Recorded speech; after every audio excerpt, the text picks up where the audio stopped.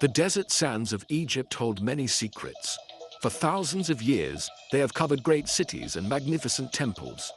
But beneath the sand, something else waits. Here lie the tombs of the pharaohs, the great kings of ancient Egypt. These are places of silence and darkness. They were built to last forever. And for centuries, they have whispered a story to us. It is a story of immense wealth, of incredible history, and of a powerful warning. It is the story of the Pharaoh's curse. A chilling idea that suggests anyone who disturbs the final rest of a king will face a terrible fate. This notion has captured our imagination like few others. A tale of ancient magic reaching through time. This idea, the curse, fills us with a unique mix of fear and fascination. It speaks to a deep part of our human nature. We are drawn to the unknown, to the mysteries that history has left behind for us to solve. The thought of a hidden tomb sealed for millennia is incredibly exciting. Yet, the thought of a curse guarding that tomb sends a shiver down the spine. It is the ultimate adventure story, one where the treasures are not just gold and jewels, but also knowledge. And the danger is not from traps or guards, but from a force we cannot see or understand. It is a powerful blend of history and myth, a story that feels both ancient and alive. Imagine standing at the entrance to a newly discovered tomb. The air is still and heavy with the dust of ages. The silence is profound, broken only by the sound of your own breathing. On the sealed door, you see hieroglyphs, the ancient picture writing of the Egyptians. They are a warning, a message from the distant past. They speak of protection, of gods who watch over the sleeping king. Do you dare to enter? Do you risk waking the spirits that guard this sacred place? This is the moment where the legend of the Pharaoh's curse feels most real, where the line between the world of the living and the world of the dead seems incredibly thin. The very phrase, the Pharaoh's curse, has become a part of our global culture.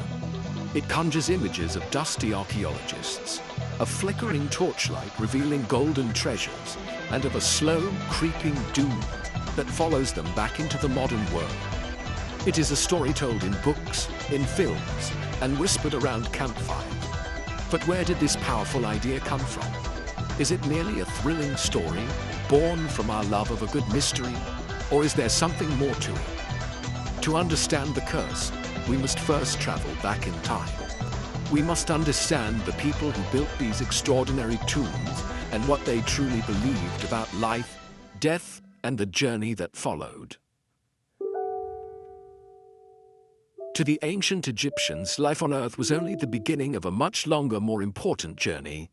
They believed that after death, a person's soul or ka would travel to the afterlife. This was a paradise known as the Field of Reeds. Here, they believed, life would continue much as it had on Earth, but without sickness, sadness, or hard work. It was a perfect eternal existence. But reaching this paradise was not easy. The journey was filled with dangers, with demons and difficult trials. The soul needed help to navigate this perilous path and arrive safely at its final destination, a place of peace and eternal joy. Because this journey was so important, preparing for death was one of the most significant parts of an Egyptian's life. This was especially true for the pharaohs, who were seen as gods on earth. Their tombs were not just graves. They were eternal homes, palaces for the afterlife. They were filled with everything the king would need to live comfortably forever. This included food and drink, furniture, clothing, and even games to pass the time. It was a complete recreation of their earthly world, designed to ensure their spirit could continue to thrive. The Egyptians believed that if the pharaoh was happy in the afterlife, Egypt itself would prosper. The process of mummification was central to these beliefs. The Egyptians thought that the soul needed to be able to recognize and return to its body. Therefore, the body had to be preserved as perfectly as possible. This was a long and complicated process. It involved removing the internal organs, drying out the body with a special salt called natron, and then wrapping it carefully in hundreds of meters of linen bandages. Amulets and magical charms were placed between the layers of wrappings to offer protection on the journey to the afterlife. It was a remarkable science born from a deep and powerful faith in an eternal future beyond the mortal world. This profound belief in the afterlife explains why the tombs were so important. They were not just places of burial, they were machines for resurrection. They were the launch pads for the soul's journey into eternity. Every object placed inside, every painting on the wall, and every word written in hieroglyphs had a purpose. It was all part of a complex and carefully planned system designed to protect the deceased and ensure their successful passage into the field of reeds. The tomb was a sacred space, a bridge between the world of the living and the world of the gods, and it was a space that had to be protected at all costs from any disturbance. The ancient Egyptians were practical people. They knew that the incredible treasures buried with their pharaohs would be a powerful temptation for robbers. Gold, jewels, and precious objects were a lure for those who did not share their deep respect for the dead. Tomb robbing was an ancient crime, and the builders of the pyramids and the secret tombs in the Valley of the Kings were constantly trying to find new ways to outsmart them. They built false doors, hidden passages, and deep shafts designed to confuse and trap anyone who dared to enter uninvited. These physical traps were the first line of defense for the sleeping kings. But the Egyptians also believed in a different kind of power, the power of magic. Alongside the physical protections, they placed magical ones.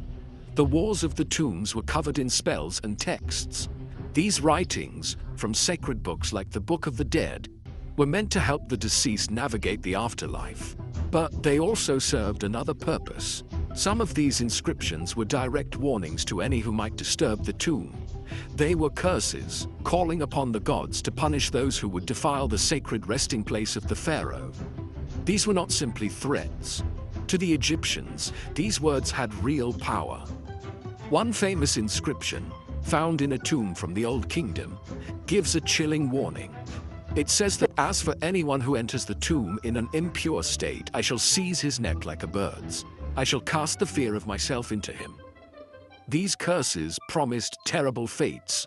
They spoke of death like crocodile or lion, of having no heir to carry on one's name, and of the soul being destroyed forever, unable to reach the paradise of the afterlife. For an ancient Egyptian, there could be no worse punishment.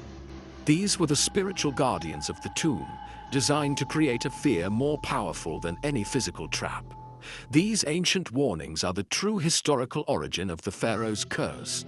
They show us that the idea of protecting a tomb with a magical threat is not a modern invention. It is as old as the tombs themselves. The Egyptians believed that the written word had the power to make things happen. By carving a curse into the stone walls of a tomb, they were setting a magical trap that they believed would last for eternity. They were calling upon the gods themselves to act as guards. It was the ultimate security system, a blend of architectural ingenuity and powerful divine magic designed to ensure the pharaoh's eternal peace would never be broken. For centuries, the legend of a pharaoh's curse remained a whisper, a story known mostly to scholars and archaeologists. Then, in November 1922, everything changed. In the Valley of the Kings, a British archaeologist named Howard Carter and his sponsor, Lord Carnarvon, made the discovery of a lifetime. After years of searching, they found a flight of steps hidden beneath the desert sand. The steps led down to a sealed doorway. It bore the name of a little-known pharaoh, Tutankhamun. The world held its breath. Had they found an intact royal tomb, something that had not been seen in modern times? The excitement was immense. Howard Carter carefully made a small hole in the top corner of the sealed door. He held a candle inside and peered into the darkness. Lord Carnarvon, standing anxiously behind him, asked, "Can you see anything?" Carter's reply has become legendary. "Yes," he said, "wonderful things." The tomb was filled with treasures beyond imagination. Golden chariots, beautiful statues, intricate jewelry, and at the center of it all, the magnificent sarcophagus of the boy king himself. The discovery was a global sensation.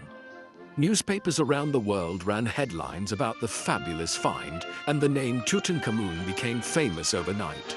But alongside the stories of incredible treasure, another story began to emerge. Journalists, eager to make the discovery even more dramatic, started writing about a curse. They claimed that an inscription had been found which promised death to anyone who entered the sealed tomb. No such inscription was ever officially recorded by Carter's team. However, the idea was too exciting to ignore. It added a layer of thrilling danger to the already amazing story. The public was captivated by the image of brave archaeologists defying an ancient curse to bring the secrets of the past into the light. The myth of the Pharaoh's curse was about to be reborn. The story of the curse took on a life of its own. It spread like wildfire, fueled by the public's fascination with ancient Egypt and the occult. It was a perfect story for the time, a time of great change and anxiety after the First World War. The idea of an ancient power reaching out from the past seemed both terrifying and thrilling.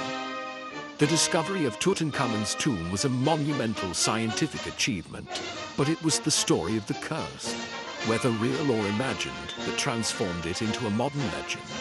The stage was set for a series of strange and tragic events that would seem to prove the ancient magic was real. Just a few months after the tomb was opened, the story of the curse took a dark turn.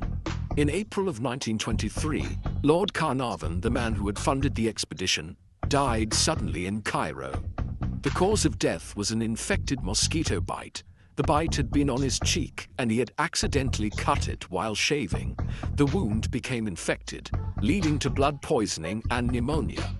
At the very moment of his death, it was reported that all the lights in Cairo mysteriously went out.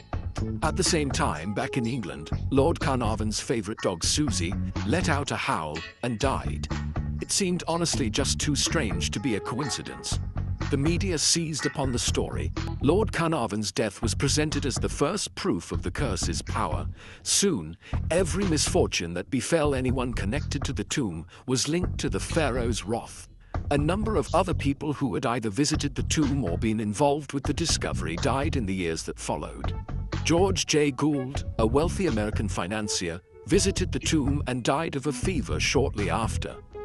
Prince Ali Kamel Fahmy Bey of Egypt was shot by his wife after visiting. Sir Archibald Douglas Reed, a radiologist who x-rayed the mummy, died of a mysterious illness. Each death added more fuel to the fire. The list of victims grew, and the stories became more and more dramatic. It was said that a total of more than 20 people connected to the tomb met untimely ends. The public was convinced. The curse of King Tutankhamun was real, a deadly force unleashed from its ancient prison. The fact that many of the stories were exaggerated or simply untrue did not matter. People wanted to believe. The narrative of a vengeful boy king punishing those who had disturbed his eternal sleep was far more compelling than the simple, sad reality of random illness and accident. However, the most important person in the story, Howard Carter, the man who had led the excavation and spent a decade carefully cataloging its thousands of objects, lived a long and healthy life. He did not die until 1939, a full 17 years after he first opened the tomb, from natural causes at the age of 64. Many other key members of his team also lived to old age. If the pharaoh's curse was real, it seemed to be very selective, but these facts were often ignored. The legend was more powerful than the truth, and the shadow of the curse continued to loom large in the public imagination. While the world was captivated by stories of ancient magic, scientists began to look for more rational explanations. What if the deaths and illnesses were not caused by a curse, but by something far more ordinary, yet invisible to the naked eye? One of the most popular scientific theories focuses on the air inside the tomb. A tomb that has been sealed for over 3,000 years is a unique environment. It could be home to ancient dormant bacteria and fungi. When the tomb was opened, these microscopic organisms could have been released into the air and inhaled by the archaeologists. These ancient microbes, trapped for millennia, could be harmful to modern humans who have no immunity to them. Some types of mold, for example, can produce toxic spores that cause allergic reactions and serious respiratory problems. It is possible that Lord Carnarvon, who was already in poor health, was particularly vulnerable to such an infection. His death from pneumonia following an infection could therefore be explained by exposure to something inside the tomb. It was not a magical curse, but a biological one. The tomb was not haunted by a spirit, but contaminated by nature itself. Another possibility is the presence of toxic materials within the tomb itself. The ancient Egyptians used a variety of chemical compounds to preserve the mummies and to create the beautiful paintings on the walls. Materials like lead, mercury, and arsenic were used in pigments and other substances. Over thousands of years in a sealed environment, these toxic elements could have contaminated the dust and air inside the tomb. Breathing in this dust could lead to poisoning and a range of health problems. The very materials designed to preserve the pharaoh for eternity could have become a hidden danger to those who discovered him. Of course, there is also the powerful role of human psychology and coincidence. When people believe strongly in a curse, they tend to notice every bad thing that happens and connect it to the curse. This is known as confirmation bias. The deaths that fit the story are remembered and retold, while the many people connected to the tomb who lived long, healthy lives are forgotten. Many of the reported victims had only a very distant connection to the discovery. In reality, the death rate among those who entered the tomb was no higher than that of a similar group of people who had not. The curse may simply be a powerful story that our minds use to find patterns in random events. So why do we want to believe in the pharaoh's curse? Even when we are presented with scientific explanations, the idea of an ancient magical power remains incredibly appealing. Part of the reason is that it makes the world a more exciting and mysterious place. The thought that there are forces beyond our understanding, that magic might just be real, is a thrilling one. It adds a layer of adventure and wonder to our lives. A story about toxic mold is interesting, but a story about a vengeful pharaoh's spirit is unforgettable. It taps into our love for a good narrative, for a tale with heroes, treasures, and a powerful unseen danger. The curse also speaks to a deep-seated sense of respect for the dead and for the past. There is something unsettling about breaking into a place that was meant to be sealed forever. We feel perhaps a little guilty. The idea of a curse is a way of expressing that feeling. It suggests that there are consequences for disrespecting sacred places. It is a cautionary tale that reminds us that we should approach the past with humility and reverence. The curse narrative punishes the tomb raiders, and in doing so, reaffirms our own moral sense that the resting places of the dead should not be disturbed. Belief in the curse can also be a way of coping with the things we cannot control. Life is full of random, unpredictable events. Illness and accidents happen for reasons we often cannot understand. A curse provides a simple, dramatic explanation for these tragedies. It creates a clear cause and effect.